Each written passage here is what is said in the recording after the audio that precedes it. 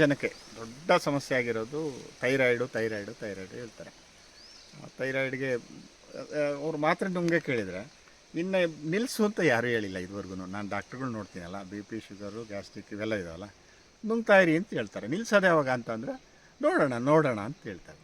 ಈ ಥೈರಾಯ್ಡ್ಗಳಿಗೆ ಅಷ್ಟೇ ಥೈರಾಯ್ಡ್ ಬರ್ತಾಯಿದ್ದು, ಈ ಗಂಡು ಮಕ್ಳಿಗೂ ಶುರು ಮಾಡಿಬಿಟ್ಟಿದ್ದಾರೆ ಥೈರಾಯ್ಡ್ ಬರ್ತಾಯಿದೆ ಅಂತೇಳಿ. ಗೊತ್ತಿಲ್ಲ ಅದು ಏನು ಅಂತೇಳಿ, ನನಗೆ ಇವತ್ತವರೆಗೂ ಅರ್ಥ ಆಗಿಲ್ಲ. ಇದರಲ್ಲಿ ಅಗಸೆ ಗಿಡ ಅಂತ ಕರೀತಾರೆ, ಚೊಗಚೆ ಗಿಡ ಅಂತ ಕರೀತಾರೆ. ಸೊ ಇದರಲ್ಲಿ ಒಮೆಗಾ 3 ಫ್ಯಾಟಿ ಆ್ಯಸಿಡ್ಡು ತುಂಬ ಜಾಸ್ತಿ ಇರ್ತದೆ. ಇದನ್ನು ಬಳಸಿ ಅಂಥೇಳಿ ನಮ್ಮ ಆಯುರ್ವೇದ ತಜ್ಞ ಗೆಳೆಯರಿದಾರಲ್ಲ, ಒಂದಷ್ಟು ಜನರು ಇದನ್ನು ಹೆಚ್ಚು ಆಹಾರದಲ್ಲಿ ಬಳಸಿ ಅಂತ ಹೇಳ್ತಾ ಇದ್ದಾರೆ. ಸೊ ಹಂಗಾಗಿ ನಾನೇನು ಮಾಡ್ತಾಯಿದ್ದೀನಿ, ಇದನ್ನು ಹೆಚ್ಚು ನಾನು ಕೂಡ ಒತ್ತು ಕೊಟ್ಟು ಕೆಲಸ ಮಾಡ್ತಾಯಿದ್ದೀನಿ. ಬಟ್ ತುಂಬ ಜನರಿಗೆ ಅದು ಮಾತ್ರೆಗಳನ್ನ ಬಿಡಿಸ್ತಾ ಇದೆ. ನಾನಲ್ಲ, ಈ ಸೊಪ್ಪು ಆಹಾರ ಔಷಧಿ ಮಾತ್ರೆಗಳನ್ನ ಬಿಡಿಸ್ತಾ ಇದೆ ನಾನಲ್ಲ. ನಾನು ಯಾವಾಗಲೂ ಒತ್ತಿ ಹೇಳ್ತಿರ್ತೀನಿ, ನಾವು ತಿನ್ನೋ ಆಹಾರನೇ ಔಷಧಿ ಆಗಬೇಕು ಅಂತೇಳಿ. ವಿಶೇಷವಾಗಿ ನನ್ನ ಗೆಳೆಯರು ಡಾಕ್ಟ್ರುಗಳ ಜೊತೆ ಎಲ್ಲ ಮಾತಾಡ್ತಾ ಇದ್ದಾಗ, ಆಯುರ್ವೇದ ಡಾಕ್ಟ್ರುಗಳ ಜೊತೆ ಎಲ್ಲ, ಅಣ್ಣ ಇದರಲ್ಲಿ ಒಮೆಗಾ 3 ತುಂಬ ಜಾಸ್ತಿ ಇರುತ್ತೆ, ಇದಕ್ಕೆ ಬಳಸ್ಕೋಬೋದು ಅಂತೇಳಿ. ಸೊ ಅವರು ಔಷಧಿಯಾಗಿ ಬಳಸ್ತಾ ಇದ್ದಾರೆ. ಸೊ ನಂದು ಉದ್ದೇಶ ಔಷಧಿ ಅಲ್ಲದೆ ಇರೋದ್ರಿಂದ ಇದನ್ನು ಆಹಾರದಲ್ಲಿ ಬಳಸ್ಕೊಳ್ಳಿಕ್ಕೆ ಹೋಗ್ತಾಯಿದೆ. ಸೊ ಈಗ ನಮ್ಮ ಮನೆಯಲ್ಲಿ ಪಲಾವ್ ಮಾಡಿದರೆ, ಉಪ್ಪಿಟ್ಟು ಮಾಡಿದರೆ, ಸೊ ಒಂದು ಇಡೀ ಸೊಪ್ಪು ಅದರೊಳಗಿರುತ್ತೆ. ಈ ತರಕಾರಿ ಒಳಗಡೆ ಈ ಸೊಪ್ಪನ್ನು ಹಾಕ್ತಾ ಹೋಗಿ, ಸೊ ಇದು ಅಥವಾ ನುಗ್ಗೆ ಸೊಪ್ಪು ಯಾವುದೇ ಸೊಪ್ಪು ಹಾಕಿ ಅಷ್ಟು ರುಚಿ ಕೊಡ್ತದೆ ನನಗೆ. ಸೊ ಅಷ್ಟು ನ್ಯೂಟ್ರಿಷನನ್ನು ಒದಗಿಸ್ತದೆ. ಇದು ಥೈರಾಯ್ಡ್ಗೆ ಒಂದು ಒಳ್ಳೆ ಔಷಧಿಯಾಗಿ ಕೆಲಸ ಮಾಡ್ತದೆ ಅಂತ. ಸರ್ ನಮಸ್ತೆ. ನಮಸ್ಕಾರ. ತಮ್ಮ ಪರಿಚಯ ಸರ್? ಸರ್ ನನ್ನ ಹೆಸರು ಮುರಳೀಧರ ಗಂಗೂರ್ಮಳೆ ಅಂತೇಳಿ, ಅಂದರೆ ನನ್ನ ಊರ ಹೆಸರದು ತಿಪ್ಟೂರು ತಾಲೂಕು ಬರ್ತದೆ. ವಿಶೇಷವಾಗಿ ಒಂದಷ್ಟು ಆರಂಭ ಮಾಡ್ತಾ ಬೇರೆ ಬೇರೆ ಕ್ಷೇತ್ರದಲ್ಲಿ ಕೆಲಸ ಮಾಡ್ತಾ ಇದ್ದೀನಿ. ಸೊ ಪರಿಸರ, ಶಿಕ್ಷಣ, ಆರೋಗ್ಯ, ಕೃಷಿ, ಹೀಗೆ ಸಮಗ್ರವಾಗಿ ಏನೆಲ್ಲ ಸಾಧ್ಯತೆಗಳಿದೆ ಒಂದು ಹುಡುಕಾಟದಲ್ಲಿ ಇದ್ದೇನೆ. ಅದ್ರ ಜೊತೆಗೆ ಇತ್ತೀಚೆಗೆ ಮೇಜರಾಗಿ ಒಂದಷ್ಟು ಆರೋಗ್ಯದ್ದು ತುಂಬ ಎಲ್ರದ್ದು ಕೆಡ್ತಾ ಇದೆ. ಹಾಗಾಗಿ ಒಂದಷ್ಟು ನಮ್ಮ ಆಹಾರದ ಮೇಲೆ ಒಂದಷ್ಟು ಕೆಲಸ ಮಾಡ್ತಾ ಇದ್ದೇನೆ. ಸರ್ ನಮಸ್ತೆ. ನಮಸ್ಕಾರ. ಈಗ ಮತ್ತೊಂದು ವಿಶೇಷತೆ ಬಗ್ಗೆ ಹೇಳ್ತಾ ಇದ್ದೀರಾ, ಈಗಿಂದ ಏನು ಅನ್ನೋದನ್ನು ಸಂಪೂರ್ಣವಾಗಿ ಹೇಳ್ಬೋದಾ? ಇತ್ತೀಚೆಗೆ ಅಂತ ಹೇಳಿದ್ರೆ ತುಂಬ ಜನಕ್ಕೆ ದೊಡ್ಡ ಸಮಸ್ಯೆ ಆಗಿರೋದು ಥೈರಾಯ್ಡು ಹೇಳ್ತಾರೆ. ಥೈರಾಯ್ಡ್ಗೆ ಅವ್ರು ಮಾತ್ರೆ ನುಂಗೆ ಕೇಳಿದರೆ ಇನ್ನು ನಿಲ್ಲಿಸು ಅಂತ ಯಾರೂ ಹೇಳಿಲ್ಲ ಇದುವರೆಗೂ. ನಾನು ಡಾಕ್ಟ್ರುಗಳು ನೋಡ್ತೀನಲ್ಲ, ಬಿ ಪಿ, ಶುಗರು, ಗ್ಯಾಸ್ಟ್ರಿಕ್ ಇವೆಲ್ಲ ಇದಾವಲ್ಲ, ನುಂಗ್ತಾಯಿರಿ ಅಂತ ಹೇಳ್ತಾರೆ. ನಿಲ್ಲಿಸೋದು ಯಾವಾಗ ಅಂತಂದರೆ ನೋಡೋಣ ಅಂತ ಹೇಳ್ತಾರೆ. ಈ ಥೈರಾಯ್ಡ್ದು ಅದೇ ಸ್ಥಿತಿ ಬಂದು ಕೂತಿದೆ. ಆಮೇಲೆ ನಾನು ಇತ್ತೀಚೆಗೆ ನನ್ನ ಇದರಲ್ಲಿ ನೋಡ್ತಾ ಹೋದರೆ ಹೆಣ್ಮಕ್ಳಿಗೆ ಅಷ್ಟೇ ಥೈರಾಯ್ಡ್ ಬರ್ತಾಯಿದ್ದು, ಈ ಗಂಡು ಮಕ್ಳಿಗೂ ಶುರು ಮಾಡಿಬಿಟ್ಟಿದ್ದಾರೆ ಥೈರಾಯ್ಡ್ ಬರ್ತಾಯಿದೆ ಅಂತೇಳಿ. ಗೊತ್ತಿಲ್ಲ ಅದು ಏನು ಅಂತೇಳಿ, ನನಗೆ ಇವತ್ತವರೆಗೂ ಅರ್ಥ ಆಗಿಲ್ಲ. ಸೊ ಥೈರಾಯ್ಡ್ ಕೆಲಸ ಮಾಡ್ತಾಯಿಲ್ಲ. ಸೊ ಅದಕ್ಕೇನು ಮಾಡ್ತಾಯಿದ್ದಾರೆ, ನಮ್ಮ ಆಯುರ್ವೇದದಲ್ಲಿ ವಿಶೇಷವಾಗಿ ಇದಕ್ಕೆ ಒತ್ತು ಕೊಟ್ಟಿದ್ದಾರೆ. ಇದರಲ್ಲಿ ಅಗಸೆ ಗಿಡ ಅಂತ ಕರೀತಾರೆ, ಚೊಗಚೆ ಗಿಡ ಅಂತ ಕರೀತಾರೆ. ಸೊ ಇದರಲ್ಲಿ ಒಮೆಗಾ 3 ಫ್ಯಾಟಿ ಆ್ಯಸಿಡ್ಡು ತುಂಬ ಜಾಸ್ತಿ ಇರ್ತದೆ.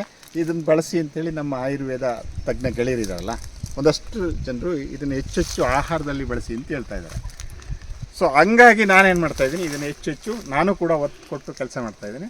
ಬಟ್ ತುಂಬ ಜನರಿಗೆ ಅದು ಮಾತ್ರೆಗಳನ್ನ ಬಿಡಿಸ್ತಾ ಇದೆ. ನಾನಲ್ಲ, ಈ ಸೊಪ್ಪು ಆಹಾರ ಔಷಧಿ ಮಾತ್ರೆಗಳನ್ನ ಬಿಡಿಸ್ತಾ ಇದೆ ನಾನಲ್ಲ. ನಾನು ಯಾವಾಗಲೂ ಒತ್ತಿ ಹೇಳ್ತಿರ್ತೀನಿ, ನಾವು ತಿನ್ನೋ ಆಹಾರನೇ ಔಷಧಿ ಆಗಬೇಕು ಅಂತೇಳಿ. ವಿಶೇಷವಾಗಿ ಇದು ಬಿಳಿಯದು ನೋಡಿರ್ತೀರಿ ನೀವು. ಸೊ ಇದರಲ್ಲಿ ಕೆಂಪುದು ಇದೆ ಮತ್ತು ಇನ್ನೊಂದು ಹಳದಿದು ಬರುತ್ತೆ. ಸೊ ಅಂದರೆ 2-3 ವೆರೈಟಿಗಳು ಬರ್ತದೆ. ನೀವು ಶಿರಾ ಆ ಭಾಗಕ್ಕೆ ಹೋದರೆ ಶೆಡೆ ಗಿಡ ಅಂತ ಕರೀತಾರೆ, ಅಲ್ಲಿ ಕುರಿ ಮೇಕೆಗಳಿಗೆ ಹಾಕೋದಕ್ಕೆ ಬಳಸ್ತಾರೆ. ಇನ್ನು ಯಾವುದೇ ನೀವು ಎಲೆ ಬಳಿಯ ಹಂಬಿದೆಯಲ್ಲ, ಹಂಬುಗಳಿಗೆ ಹೋದರೆ ಈ ಗಿಡ ನೋಡ್ತೀರಿ ನೀವು. ಸೊ ಯಾವುದೇ ಹಂಬಲ್ಲಿ ಹೋದ್ರು ಎಲೆ ಬಳ್ಳಿನ ಇದಕ್ಕೆ ಹಬ್ಬಿಸ್ತಾರೆ. ಸೊ ಯಾಕೆ ಅಂತ ಹೇಳಿದ್ರೆ ಎಲೆ ಬಳ್ಳಿಗೆ ರಾಸಾಯನಿಕಗಳನ್ನ ಸುರಿಯಲ್ಲ, ಆದರೆ ಅದಕ್ಕೆ ಬೇಕಾಗಿರೋದು ಇದು ಸಾರಜನಕ ಜಾಸ್ತಿ ಬೇಕಿದೆ. ಏನು ನಾವು ಇದು ಹೇಳ್ತೀವಲ್ಲ, ಯೂರಿಯಾ ಹೇಳ್ತೀವಲ್ಲ, ತುಂಬ ಜಾಸ್ತಿ ಬೇಕು. ಅದನ್ನು ಹೆಚ್ಚು ಮಾಡುವಂಥ ಒಂದು ಅಮೂಲ್ಯವಾದ ಮರ ಇದೆ. ಸೊ ಇದ್ರ ಮೇಲೆ ಎಲೆ ಬಳ್ಳಿ ಹಬ್ಬಿಸಿದ್ರೆ ಖಾರ ಇರೋ ಬಳ್ಳಿ ತೊಗೊಂಬಂದು ಹಾಕಿದ್ರೂ ಕೂಡ ಸಾಫ್ಟ್ ಆಗುತ್ತೆ. ಕೆಲವರು ರುಚಿ ಗೊತ್ತಿರೋರು ಇದು ಆಲ್ವಾಣದ ಎಲೆನೋ ಅಥವಾ ಅಗಸೆ ಬಳ್ಳಿ ಎಲೆನೋ ಅಂತ ಕೇಳ್ತಾರೆ. ಅಂದರೆ ಅದಕ್ಕೂ ಅಷ್ಟು ಡಿಫ್ರೆನ್ಸ್ ಇರುತ್ತೆ. ಖಾರ ಬರಲ್ಲ ಇದ್ರಲ್ಲಿ ಎಲೆ ಹಾಕಿದೆ. ಯಾಕಂದರೆ ಇದು ಆ್ಯಕ್ಚುಲಿ ಒಂದು ನೈಟ್ರೋಜನ್ ಫಿಕ್ಸೇಷನ್ ಪ್ಲ್ಯಾಂಟ್. ಇದು ತೋಟದಲ್ಲಿ ಒಂದು ಅಲ್ಲಲ್ಲಿ ಬದುಗಳಲ್ಲಿ ಒಂದೊಂದು ಗಿಡಗಳಿತ್ತು ಅಂತ ಹೇಳಿದ್ರೆ ಇಡೀ ತೋಟಕ್ಕೆ ಬೇಕಾದ ಎಲ್ಲ ಸಾರಜನಕವನ್ನು ತುಂಬುತ್ತೆ, ರಾಶಿ ನೆಲಕ್ಕೆ ತುಂಬುತ್ತೆ. ಇದನ್ನು ಹೇಳಲ್ಲ ನಾವು. ಯೂರಿಯಾ ಹಾಕೋದನ್ನು ಹೇಳೋರು, ಚೀಲದಲ್ಲಿ ತೊಗೊಂಬಂದು ಸುರಿ ಅಂತ ಹೇಳೋರು, ಇದು ಒಂದು ನೈಟ್ರೋಜನ್ ಫಿಕ್ಸೇಷನ್ ಪ್ಲ್ಯಾಂಟು, ನಿನ್ನ ತೋಟದೊಳಗಡೆ ಇದು ಒಂದಷ್ಟು ಹಾಕ್ತಾ ಹೋಗು, ಇದು ನಿನ್ನ ತೋಟಕ್ಕೆ ಬೇಕಾದಷ್ಟು ಕೊಡುತ್ತೆ ಅಂತ ಹೇಳ್ತಾ ಇಲ್ಲ ನಾವು ಮೇಜರಾಗಿ. ಸೊ ಇದನ್ನು ನಾವು ಮಾಡ್ತಾಯಿದ್ದೇವೆ. ಜೊತೆಗೆ ಇದರ ಸೊಪ್ಪಿದೆಯಲ್ಲ, ಕುರಿ ಮೇಕೆ ದನಗಳಿಗಂತೂ ಒಂದು ಅಮೂಲ್ಯವಾದ ಆಹಾರಗಳು. ಇದನ್ನು ಕೊಟ್ಟರೆ ಇಂಡಿನೇ ಕೊಡೋದು ಬೇಡ ಅಂತ ಹೇಳ್ತಾರೆ, ಹಾಂ ಅಷ್ಟು ವ್ಯಾಲ್ಯೂಬಲ್ ಇರೋವಂಥದ್ದು ಒಂದು ಸೊಪ್ಪಿದು. ಆಮೇಲೆ ನಾನು ಹೇಳಿದೆ, ಇತ್ತೀಚೆಗೆ ನನ್ನ ಗೆಳೆಯರು ಡಾಕ್ಟ್ರುಗಳ ಜೊತೆ ಎಲ್ಲ ಮಾತಾಡ್ತಾ ಇದ್ದಾಗ, ಆಯುರ್ವೇದ ಡಾಕ್ಟ್ರುಗಳ ಜೊತೆ ಎಲ್ಲ, ಅಣ್ಣ ಇದರಲ್ಲಿ ಒಮೆಗಾ 3 ತುಂಬ ಜಾಸ್ತಿ ಇರುತ್ತೆ, ಇದನ್ನು ಇದಕ್ಕೆ ಬಳಸ್ಕೋಬೋದು ಅಂತೇಳಿ. ಸೊ ಅವರು ಔಷಧಿಯಾಗಿ ಬಳಸ್ತಾ ಇದ್ದಾರೆ. ಹಾಂ ಸೊ ನಂದು ಉದ್ದೇಶ ಔಷಧಿ ಅಲ್ಲದೆ ಇರೋದ್ರಿಂದ ಸೊ ಇದನ್ನು ಆಹಾರದಲ್ಲಿ ಬಳಸ್ಕೊಳ್ಳಿಕ್ಕೆ ಹೋಗ್ತದೆ. ಸೊ ಈಗ ನಮ್ಮ ಮನೆಯಲ್ಲಿ ಪಲಾವ್ ಮಾಡಿದರೆ, ಉಪ್ಪಿಟ್ಟು ಮಾಡಿದರೆ, ಸೊ ಒಂದು ಇಡೀ ಸೊಪ್ಪು ಅದರೊಳಗಿರುತ್ತೆ. ಸೊ ಒಂದನ್ನೇ ಹಾಕಿದರೆ ಅಷ್ಟು ಸ್ವಲ್ಪ ಕಹಿ ಬರ್ತದೆ. ಹಂಗಾಗಿ ಏನು ಮಾಡ್ತೀವಿ, ಸಾಂಬಾರು ಮಾಡುವಾಗ ಬೆರಕೆ ಸೊಪ್ಪಲ್ಲಿ ಮಾಡ್ತೀವಿ, ಇದನ್ನು ಕಹಿ ಅಂಶ ಬರ್ತದೆ. ಸೊ ನನ್ನಲ್ಲಿ ಇದು 2 ವೆರೈಟಿ ಇದೆ. ಈಗ ಬಿಳಿದು ಇದೆ ಮತ್ತು ಕೆಂಪು ವೆರೈಟಿ ಇದೆ. ಈಗ ತುಂಬ ಜನರು ಗಿಡ ಬೇಕು ಅಂತ ಕೇಳ್ತಾ ಇದ್ದಾರೆ. ಸೊ ಅವ್ರಿಗೇನು ಮಾಡ್ತಾಯಿದ್ದೀನಿ, ಒಂದಷ್ಟು ಈ ಕಾಯಿಗಳನ್ನೆಲ್ಲ ಹಾಕಿ ಮತ್ತು ಬೀಜಗಳನ್ನ ಕೊಡೋದು, ಗಿಡಗಳನ್ನ ಮಾಡಿ ಕೊಡ್ತಾಯಿದ್ದೀನಿ. ಅಂದರೆ ನಮಗೆ ಥೈರಾಯ್ಡ್ಗೆ ಒಂದು ಅಮೂಲ್ಯವಾದ ಆಹಾರ ಆಗುತ್ತೆ ಅಂತ ಹೇಳ್ತಾರೆ. ಥೈರಾಯ್ಡೇ ಬರೋದು ಬೇಡ ಅಂತ ಹೇಳಿದ್ರೆ ಇಡೀ ಮನೆಯವರು ಊಟ ಮಾಡಿ ಇದನ್ನು. ಸೊ ವಾರದಲ್ಲಿ ಒಂದಿನನೋ ಅಥವಾ ತಿಂಗಳಿಗೆ ಒಂದಿನನೋ 15 ದಿನಕ್ಕೊಂದಿನೋ ಸೊ ನಾವು ಇದನ್ನು ಆಹಾರದಲ್ಲಿ ಬಳಸ್ತಾ ಬಂತು ಅಂತ ಹೇಳಿದ್ರೆ ಸೊ ನಮಗೆ ಅಮೂಲ್ಯವಾದ ಒಂದು ಆಹಾರ ಆಗಿ ಕೆಲಸ ಮಾಡ್ತದೆ ಅಂತೇಳಿ. ಅಂದರೆ ಹೇಗೆ ಆಹಾರದಲ್ಲಿ ಅಂದರೆ ಹಿಂಗೆ ಆಹಾರ ಅಂತ ಹೇಳಿದ್ರೆ ನಾನು ಇದನ್ನು ನಾನು ಪಲಾವ್ಗೆ ಮೇಜರಾಗಿ ಹಾಕ್ತೀವಿ. ಸೊ ಯಾವುದೇ ಪಲಾವ್ ಮಾಡಿ 1 ಇಡೀ ಅದರೊಳಗೆ ಸೊಪ್ಪು ಹಾಕ್ಬಿಡಿ. ಉಪ್ಪಿಟ್ಟು ಮಾಡ್ತೀರಾ 1 ಇಡೀ ಆ ಸೊಪ್ಪನ್ನು ಅದರೊಳಗಡೆ ಹಾಕಿ. ಸಾಂಬಾರು ಮಾಡ್ತೀರಾ 1 ಇಡೀ ಸೊಪ್ಪು ಅದರೊಳಗಡೆ ಹಾಕಿ. ತುಂಬ ಜನದ ತಲೆಯಲ್ಲಿ ಏನಿದೆ ಅಂತ ಹೇಳಿದ್ರೆ ತರಕಾರಿ ಸಾಂಬಾರು ಮಾಡಿದರೆ ಸೊಪ್ಪು ಹಾಕಬಾರ್ದು ಅಂತ ಹೇಳ್ತಾರೆ. ಅದು ಇತ್ತೀಚೆಗೆ ಫ್ಯಾಷನ್ ಆಗಿದೆ. ಈ ತರಕಾರಿ ಒಳಗಡೆ ಈ ಸೊಪ್ಪನ್ನು ಹಾಕ್ತಾ ಹೋಗಿ. ಸೊ ಇದು ಅಥವಾ ನುಗ್ಗೆ ಸೊಪ್ಪು ಯಾವುದೇ ಸೊಪ್ಪು ಹಾಕಿ, ಅಷ್ಟು ರುಚಿ ಕೊಡ್ತದೆ ನಮಗೆ. ಸೊ ಅಷ್ಟು ನ್ಯೂಟ್ರಿಷನನ್ನು ಒದಗಿಸ್ತದೆ. ಇದು ಥೈರಾಯ್ಡ್ಗೆ ಒಂದು ಒಳ್ಳೆ ಔಷಧಿಯಾಗಿ ಕೆಲಸ ಮಾಡ್ತದೆ ಅಂತ ಹೇಳ್ತಾರೆ. ಸೊ ಹಂಗಾಗಿ ಇದನ್ನು ನಾವು ಒಂದು ಪಾಟಲ್ಲಿ ಹಾಕ್ಕೊಂಡ್ರೆ ಆಗತ್ತೆ ಒಂದು ಗಿಡನ. ಸೊ ನೀವು ಅದನ್ನು ಅಷ್ಟೇ ನೀವು ಚಿವುಟ್ತಾ ಹೋಗಿ. ನೀವು ಎಷ್ಟು ಚಿವುಟ್ತಾ ಹೋಗ್ತೀರಿ ಅಷ್ಟು ಚೆನ್ನಾಗಿ ನಿಮಗೆ ಆಹಾರವಾಗ್ತದೆ, ಔಷಧಿಯಾಗಿ ಕೆಲಸ ಮಾಡ್ತದೆ ಅಂತೇಳಿ. ಅಗಸೆ ಸ್ವಲ್ಪ ಬೀಜ ಹಾಕಿದ್ರೆ ಸಾಕು, ಗಿಡ ಬರ್ತದೆ. ಹಿಂದೆ ಕೂಡ ನಮ್ಮ ಅಗಸೆ ಬೀಜ ಭಾಳ ಫೇಮಸ್ ಆಗಿತ್ತು ಅಗಸಿ ಅದು ಅಗಸೆ ಅಗಸಿ. ಉತ್ತರ ಕರ್ನಾಟಕಕ್ಕೆ ಹೋದ್ರೆ ಅಗಸಿ ಬೀಜ ಅಂತ ಬರ್ತದೆ, ಅದನ್ನ ಹೆಚ್ಚು ಬಳಸಿ ಅಂತ ಹೇಳ್ತಾರೆ. ಇದು ಅಗಸೆ ಅಂತ ಕರಿತೀವಿ. ಇದೇ ಬೇರೆ ಅದೇ ಬೇರೆ ಚಗಚೆ. ಇದು ಮರ, ಇದು ಅದು ಗಿಡ. ಅದು ಓಕೆ. ಇದೇ ಬೇರೆ ಅದೇ ಬೇರೆ, ಅದೇ ಬೇರೆ ಇದೇ ಬೇರೆ. ಓಕೆ. ಅದು ಗಿಡ, ಅದು ಇದು ಮರ ಆಗಿ ಬೆಳೀತದೆ. ಓಕೆ. ಇದರಲ್ಲಿ ನಿಮಗೆ ಸೊಪ್ಪು ಸರ್ವಕಾಲದಲ್ಲೂ ಸಿಗ್ತದೆ, 365 ದಿನ ತಿನ್ಲಿಕ್ಕೆ. ಹೂವು ಒಂದು ಸೀಸನ್ ಸಿಗುತ್ತೆ ನಿಮ್ಗೆ. ಅದನ್ನ ಹಿಂಗೆ ಬಳಕೆ ಸರ್ ಹೂವಿಂದು? ಹೂವನ್ನ ಬಸ್ಸಾರಲ್ಲಿ ವಿಶೇಷವಾಗಿ ಬಳಸ್ತೀವಿ ನಾವು. ಆಮೇಲೆ ಇದರಲ್ಲಿ ಬಜ್ಜಿ ಮಾಡ್ತಾರೆ ನಮ್ಮ ಮನೆಯಲ್ಲಿ. ಸೊ ಇದಿಷ್ಟು ಗಿಣಿ ಥರ ಇರುತ್ತೆ. ಸೊ ಈ ಮೊಗ್ಗು ಇದೆಯಲ್ಲ, ಸೊ ಎದ್ದಿ ಹಾಕಿ ಕೊಡ್ತಾರೆ. ಎಷ್ಟು ಚೆನ್ನಾಗಿರುತ್ತೆ ತಿನ್ಲಿಕ್ಕೆ ಅಂತ ಹೇಳಿದ್ರೆ. ಅಂದ್ರೆ ಎಣ್ಣೆಗೆ ಹಾಕ್ಬೇಡಿ ಅಂತ ಹೇಳ್ತೀವಿ, ಆದ್ರೆ ಒಂದಷ್ಟು ರುಚಿನೂ ಬೇಕಲ್ಲ ನಮಗೆ. ಎರಡೂ ಬೇಕಿದೆ, ನಾವು ಯಾವ್ದನ್ನ ಹೇಳಕ್ ಹೋಗಲ್ಲ. ಸೊ ಬೋಂಡ ಒಳ್ಳೆ ಸೊ ಆಸ್ ಇಟ್ ಇಸ್ ಆ ಹೂವು ಮೊಗ್ಗೆ ಬರ್ತದಲ್ಲ, ಸೊ ಗಟ್ಟಿ ಮೊಗ್ಗುನ ಹಿಂಗೆ ಎದ್ದು ಹಾಕಿದ್ರೆ ಮುಗಿತು. ತುಂಬಾ ರುಚಿಯಾಗಿರುತ್ತೆ. ಸೊ ಹೂವು ಆಹಾರ ಆಯ್ತು. ಅದ್ರ ಜೊತೆಗೆ ಕಾಯಿಗಳು ನೋಡಿ ಎಷ್ಟು ರಾಶಿ ಇದೆ. ಸೊ ಕಾಯಲ್ಲೂ ಅಷ್ಟೇ ಕಾಳು ಎಲ್ಲ ಹಾಕಿ ವಿಶೇಷವಾಗಿ ಬಸ್ಸಾರು ಮಾಡ್ತಾರೆ.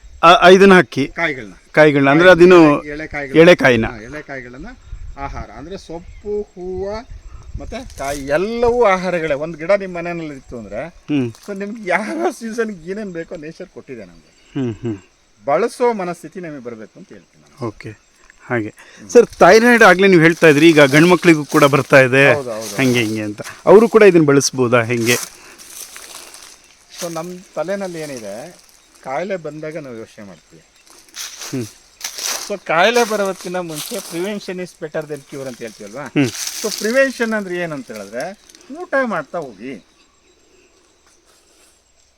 ಸೊ ನಮಗೆ ಯಾವ ಸೀಸನ್ಗೆ ಸಿಗ್ತದೆ ಸೊಪ್ಪು, ಆಹಾರದಲ್ಲೇ ನಮಗೆ ಪ್ರಿವೆನ್ಷನ್ ಬಂದ್ಬಿಡುತ್ತಲ್ಲ.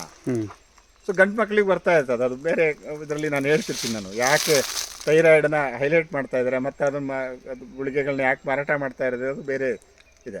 ಸೊ ನಾನು ಕೆಲವು ವಿಷಯಗಳನ್ನು ಬ್ರೇಕ್ ಮಾಡ್ತಿರ್ತೀನಿ, ಯಾಕಂದರೆ ಕಷ್ಟ ಇದೆ ಈಗ. ಸೊ ಹಂಗಾಗಿ ಆಹಾರ ಬಳಸಿ ಊಟ ಮಾಡ್ರಪ್ಪ. ಊಟ ಮಾಡಿದರೆ ಯಾವುದೇ ಥರದ ಅಡ್ಡ ಪರಿಣಾಮಗಳಿಲ್ಲ, ಅದನ್ನು ನೇರವಾಗಿ ಹೇಳೋವಂಥದ್ದು. ಅಡ್ಡ ಪರಿಣಾಮ ಇಲ್ಲದೆಲ್ಲ ಊಟ ಅಂತ ಹೇಳಿದ್ರೆ ಆರೋಗ್ಯಕರವಾದ ಊಟ ಅನ್ನೋಂಥದ್ದು ನಿಮ್ಗೆ ಅರ್ಥ ಆದರೆ ಅಷ್ಟೇ ಸಾಕು. ಓಕೆ ಸರ್, ಯೂಶ್ವಲಿ ಥೈರಾಯ್ಡ್ ಯಾಕೆ ಮನುಷ್ಯನಿಗೆ ಬರೋದು ಆ ಥರದ್ದು? ಯಾಕೆ ಬರ್ತದೆ ಅಂತ ಗೊತ್ತಿಲ್ಲ, ಇತ್ತೀಚಿನ ಶುರು ಮಾಡ್ಕೊಂಡಿದ್ದಾರೆ ಅಷ್ಟೇ. ನನ್ನ ತಾಯಂದ್ರಿಗೆ ಇರಲಿಲ್ಲ, ನನ್ನ ಅವ್ವಂದ್ರಿಗೆ ಯಾರಿಗೂ ಥೈರಾಯ್ಡ್ ಇರಲಿಲ್ಲ. ಸೊ ಅವರೆಲ್ಲ ಏನು ಮಾಡ್ತಾಯಿದ್ರು ಅಂತ ಹೇಳಿದ್ರೆ, ಸೊ ನಾವು 2-3ನೇ ಕ್ಲಾಸಲ್ಲಿ 7ನೇ ಕ್ಲಾಸಲ್ಲಿ ಪಾಠ ಓದಿದ್ದೇವೆ. ಸೊ ನಮಗೆ ಒಂದು ಪಿಟ್ಯೂಟರಿ ಹಾರ್ಮೋನು ನಮ್ಮ ಮೆದುಳಲ್ಲಿ ಇರ್ತದೆ. ಸೊ ಇಡೀ ಬಾಡಿಯನ್ನು ಅದರ ಬೆಳವಣಿಗೆನ ಇದು ಮಾಡ್ತಾ ಇರ್ತದೆ, ಗೈಡ್ ಮಾಡ್ತಾ ಇರ್ತದೆ ಅಂತ ಹೇಳ್ತೀವಿ. ಸೊ ಆ ಪಿಟ್ಯೂಟರಿ ಹಾರ್ಮೋನ್ ಕೆಲಸ ಮಾಡಿದರೆ ಇವು 5 ಗ್ರಂಥಿಗಳೇನಿದೆಯಲ್ಲ, ಸೊ 2ನೇದು ಸೊ ಥೈರಾಯ್ಡು, ಸೊ ಮತ್ತು 3 ಗ್ರಂಥಿಗಳು, ಇವು 5 ಇದು ಕೆಲಸ ಮಾಡಿದರೆ ಇವೆಲ್ಲವೂ ಕೆಲಸ ಮಾಡ್ತಾಯಿದ್ವು. ಸೊ ಇದು ತಲೆಗೆ ಕೆಲಸ ಎಲ್ಲ ಮಾಡ್ತಾಯಿಲ್ಲ ನಾವೀಗ. ತಲೆನ ನಾವು ಚಿಕ್ಕಂದ್ರೆ ಹೇಳ್ತಾ ಇರ್ತೀರಿ. ಈಗ ಯಾರಾದರೂ ಸತ್ತೋಗಿದ್ದಾರೆ ಅಂತಂದರೆ ಮನೆಯಲ್ಲಿ ಬಂದು ನೋಡ್ತಾರೆ, ಫಸ್ಟ್ ಉಸಿರು ನೋಡ್ತಾರೆ, ಉಸಿರಾಡ್ತಾ ಇದ್ದಾನ ಅಂತೇಳಿ. ಸೊ ಆಮೇಲೆ ಎದೆ ನೋಡ್ತಾರೆ. ಸೊ ಆಮೇಲೆ ಕಾಲನ್ನು ನೋಡ್ತಾರೆ. ಯಾಕೆ ಕಾಲನ್ನು ನೋಡ್ತಾರೆ? ಕಾಲು ತಣ್ಣಗಾಗಿದೆಯಾ ಅಂತ. ಸೊ ತಣ್ಣಗಾಗಿದ್ದಾರೆ ಅಂತಂದರೆ ಯಜಮಾನರು ಹೋಗಿದ್ದಾರೆ ಅಂತ, ಇದು ಕ್ಲಿಯರು.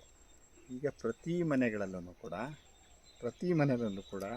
ಟೈಲ್ಸ್ಗಳು ಹಾಕ್ಕೊಂಡು ಇಡೀ ಕಾಲನ್ನು ಹೆಂಗೆ ಇಟ್ಕೊಂಡಿದ್ದೇವೆ ನಾವು, ಕ್ವಾಟರ್ಸ್ತಾ ಇದ್ದಾವೆ ನಮ್ಮ ಕಾಲು. ನೆತ್ತಿ ತಣ್ಣಗಿರಬೇಕು, ಕಾಲು ಬಿಸಿ ಇರಬೇಕು ಅಂತೇಳಿ ನಮ್ಮ ಹಿಂದಿನವರು ಅವಾಗಿಂದನೂ ಹೇಳ್ಕೊಂಬಂದರೆ, ನೆತ್ತಿ ತಂಪಾಗಿ ಇಟ್ಕೊಳ್ಳೋ, ಕಾಲು ಸ್ವಲ್ಪ ಬಿಸಿಯಾಗಿರಲಿ ಅಂತ ಹೇಳೋರು. ಈಗ ಉಲ್ಟಾ ಆಗಿದೆ.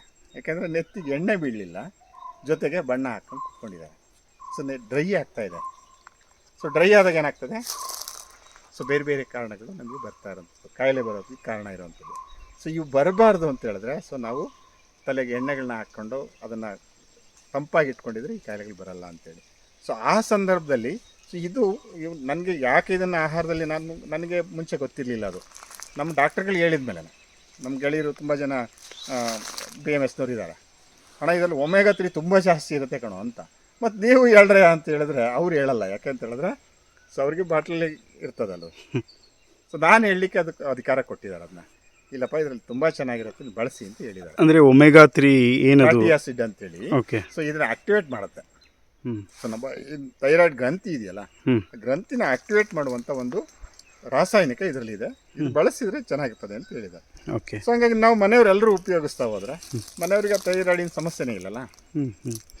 ಈಗ ಆಲ್ರೆಡಿ ಬಂದಿರೋರಿಗೆ ಸರ್, ಬಂದಿರೋರು ಕೂಡ ಆಹಾರದಲ್ಲಿ ಬಳಸಿ. ಔಷಧಿ ಅಂತ ನೀವು ತಗೊಳ್ಳೇಬೇಡಿ, ಊಟ ಮಾಡ್ತಾ ಹೋಗಿ.